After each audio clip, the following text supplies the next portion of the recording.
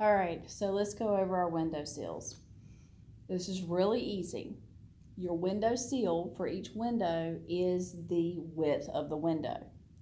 So you're going to go around your floor plan on your exterior walls and you're going to find all your windows and you're going to find their width and add them all up, and you have the total width of your window sills. Now let me kind of explain how these windows are labeled here on your floor plan. So if you look, say at the windows on the front of the wall, and you look at this right here, every window which has these 4 lines that represent a window, knowing that that represents a door.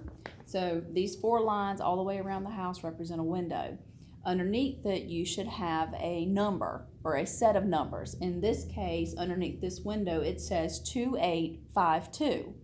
And the 2 is big, and then the 8 is raised and little. So what that means is 2 feet 8 inches. And then the height of the window is 5 feet 2 inches tall. So this window is 2 feet 8 inches wide. And you'll do that all the way around, 2 feet 8 inches wide. When we get to the window on the side in the dining room, it is 2 feet 10 inches wide. When we look at the window above the sink in the kitchen, this is a little different. It has a 2 and then a dash, 2 feet 2 inches by 3 feet 2 inches. So what that means is there are 2 of those windows there, each of them measuring 2 feet 2 inches wide. Okay, so that means you're going to take that 2 feet 2 inches and you're going to times that by 2, because there's 2 of them, and you're going to get 4 feet 2 inches is the width of your window sill for that window. The bathroom window is also a 2 feet 2 inches, even though the label for the bathroom window is kind of offset just a little bit. They're not quite together for some reason. The windows in all the bedrooms are 2 feet 10 inches, so again, 2 feet 10 inches wide. Remember to convert those numbers into decimal feet. Don't try to add up the inches and convert it later. Go ahead and convert each window length into decimal feet and then add it all up, and whatever length you get is your total length for your window sills. Now, the second part to look at is the headers listed. The first one is the exterior headers, and I want to show you kind of a picture and explain how these work, because this says that there are 2 2x4s and 2 2x6s on each header. So what that means is, in this first drawing, you can see that I have got a 2x4 at the top and at the bottom of this header, and in between I've got 2 2x6s that are pretty much sandwiched together. Okay, and that gives us some nice strength and rigidity of that header over the window to carry the load coming down, if there is any coming down from the trusses and the roof, so it can get distributed and not crack our glass in the windows. All right, so what that means is for each length of the window, we have to do just a little bit more math. Okay, so the way a header works, I don't know if you could see this second picture, the way a header works is that it's going to sit on your 2 jack studs. Those are studs that have been cut to length to fit underneath the header. On each side of the jack that runs up past the header, these are your king posts. Okay, technically they are the same size as a regular stud, for whatever height you have on your house.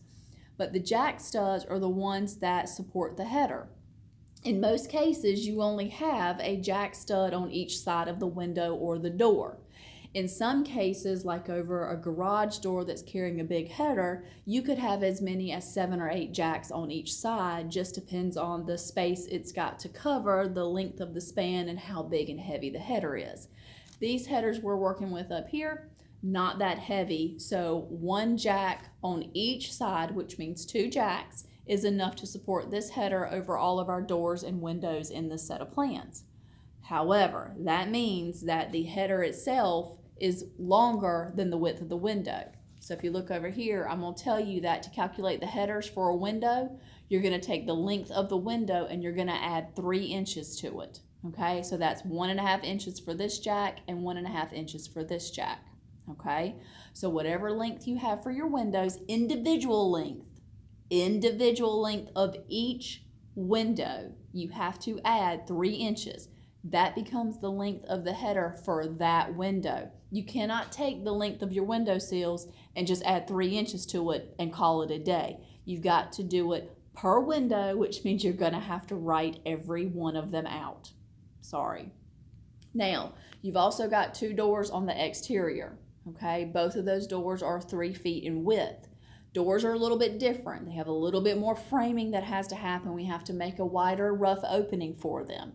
Therefore, when we calculate the length of the header for the door, you're going to take the length of the door, which is, one of them is 3 feet, and you're going to add 5 inches to it.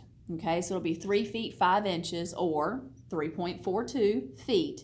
There are 2 of them, so you will take that number and times it by 2 doors, and that is the length of the headers that you need. Now, that only gives us the length of 1 run. Those numbers would then need to be multiplied by 2, because I've got 2 2x4s and I've got 2 2x6s. Okay, so once you get the one answer, it's the same for both a 2x4 and a 2x6, even though we have to order 2 different material types. Okay, I hope that made sense. If you have any questions, we will do it in our live question and answer session, and I'll walk you through a process to calculate it. But just remember, there are 2 2x4s and 2 2x6s to calculate for the headers. Headers over a window require an additional 3 inches.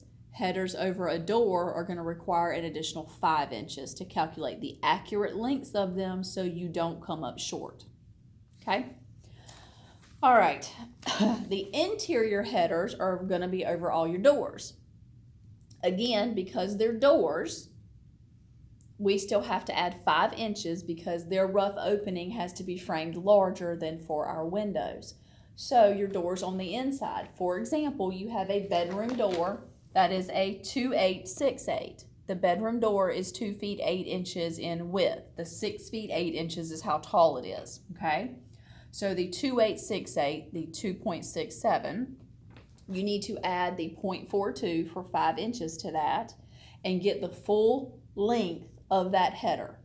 Okay, now it is just 2 2x4s. The reason why it doesn't have to be as hefty on the inside is because we're running trusses and there's not any load coming down on those interior walls. It makes things so nice and easy for us. We only need to run 2 of the 2x4s across it.